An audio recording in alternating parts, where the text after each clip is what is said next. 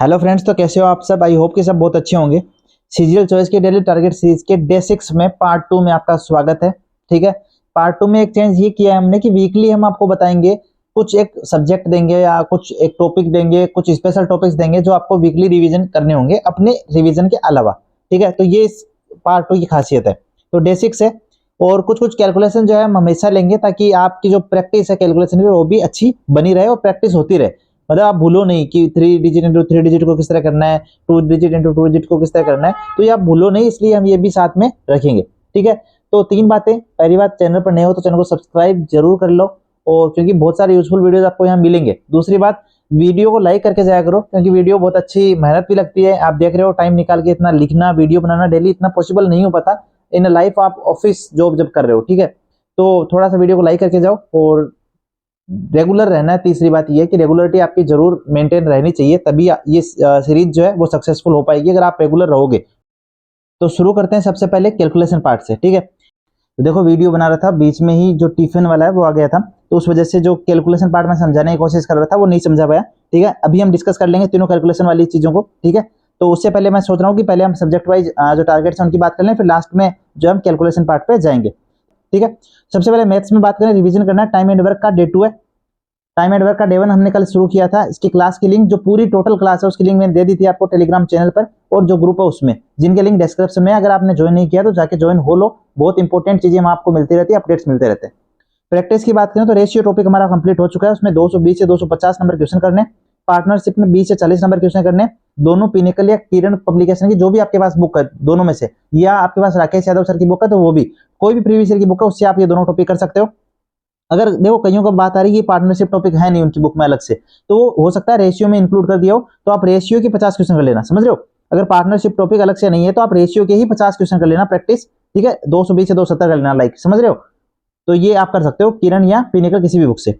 English में बात करें तो ग्रामर में आपको वर्ब करनी है। वर्ब का आपके पास क्या है, डेट 3 है। हमने 3 दिन हो गए वर्ब टॉपिक स्टार्ट किए, और क्लासेस की लिंक हम आपको दे ही रहे हैं। ठीक है, तो वर्ब टॉपिक कंप्लीट कर लेना, और अगर क्लास का लिंक नहीं मिला किसी का तो आप मुझे मैसेज कर लिया करो ग्रुप में। आप जो भी आपको कमी लगे कि सर आज ये नहीं मिला, जो भी आपका डाउट रहे वो आप मुझे मैसेज करके पूछ सकते हो ग्रुप में, या आपस में भी डिस्कस कर सकते हो। तो लिंक मैं दे दूंगा क्लास का, आप देख लेना। 7 डे में मैं कंप्लीट करना है। जो नीतू सिंह वॉल्यूम 1 से पढ़ रहे हैं, जिनका पहले से टॉपिक पढ़ा हुआ है, तो वो क्या करना, क्योंकि वर्ब एडवांस आपका कंप्लीट हो जाएगा, आज कंप्लीट हो जाना चाहिए। फिर हम वर्ब बेसिक जो दिया गया नीतू सिंह वॉल्यूम 1 में उस पर जाएंगे।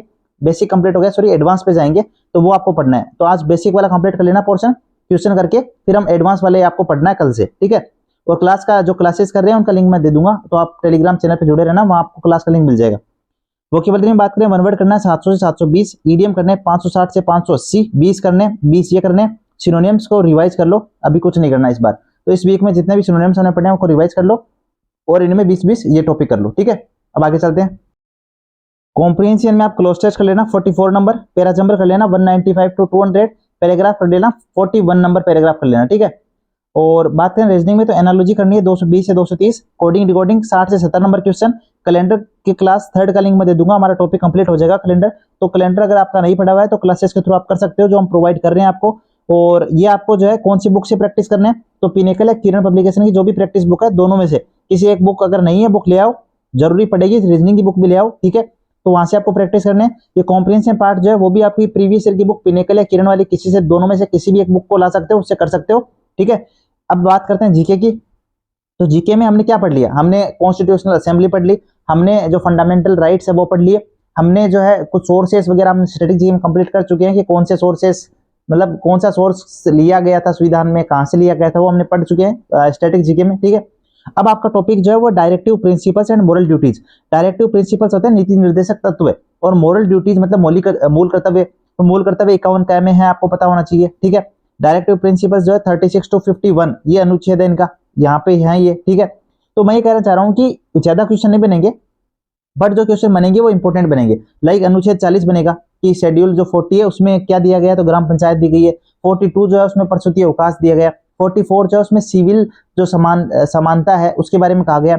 48 में वन्य जीवों का संरक्षण कहा गया है, और 50 जो अनुच्छेद 50 है उसमें कार्यपालिका का न्यायपालिका से पृथक्करण वगैरह का कहा गया है। तो ये इंपॉर्टेंट अनुच्छेद है नीति निर्देशक तत्व के। ठीक है, और 51 का जो है उसमें मूल कर्तव्य दिए गए। तो सबसे पहले 10 मूल कर्तव्य लागू हुए थे, वो आपको पता होना चाहिए, वो 1976 में लागू हुए थे, और जो 11वां मूल कर्तव्य था वो 86 अमेंडमेंट हुआ था और 2002 में उसके द्वारा 11वां मूल कर्तव्य जोड़ा गया था। 21 का में मूल अधिकार बनाया गया था और 51 का में मूल कर्तव्य बनाया गया था। वो कौन सा था? वो था शिक्षा का अधिकार। ठीक है, तो आपको ये इंपॉर्टेंट फैक्ट्स हैं जो पता होना चाहिए मॉरल ड्यूटीज में और डायरेक्टिव प्रिंसिपल्स में।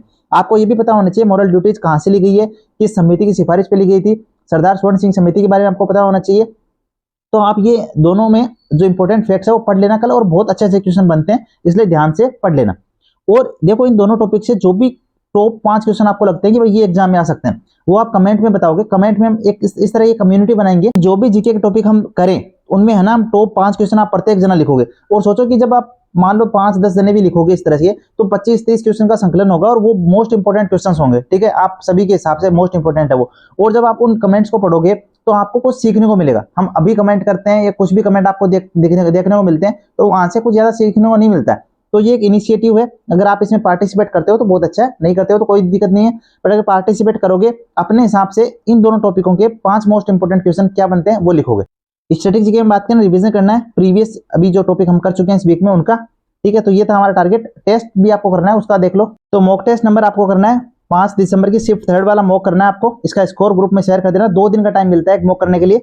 तो कल मतलब कि आज का जो टारगेट है, आज का टारगेट और कल का टारगेट, इन 2 टारगेट में आप ये कर लेना। ठीक है, तो सबसे पहला हमारा जो कैलकुलेशन था वो था 128 मल्टीप्लाई 132।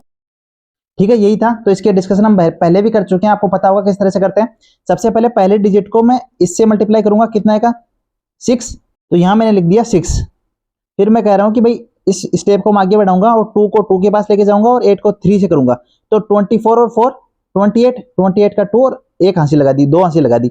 अब मैं कह रहा हूं 2 को आगे लेके जाऊंगा, 2 3 इंटू 2 6 8 और 8 और 8 16, 16 और 2 18, 18 का 8 और 1 आ गया।